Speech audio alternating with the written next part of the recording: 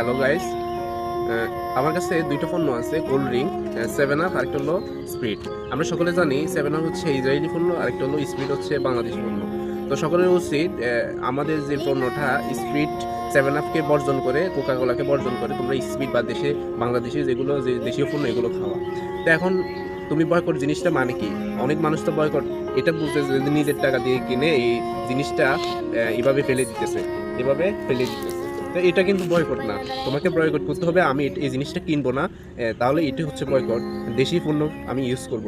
এখন দেখা যাচ্ছে যে সেভেন আপ আর স্প্রিট আর অন্যান্য প্রতিষ্ঠান আছে, এগুলো তুমি যদি না কিনো তাহলে তুমি অন্য দেশীয় যদি জিনিস কিনো তাহলে এটা হচ্ছে তোমার জন্য ভালো হবে এবং বয়কট হিসেবে ভালো হবে। কোনো দেশীয় পণ্য ইউজ করবো, ইসরায়েলের পণ্য আমরা ইউজ করবো না। এটা সারা বাংলাদেশের জন্য মেসেজ। তোমরা সবাই নিজের পণ্যকে ভালোবাসবে এবং তোমার নিজের পণ্যকে তুমি ইউজ করবে, এটাই প্রত্যাশা।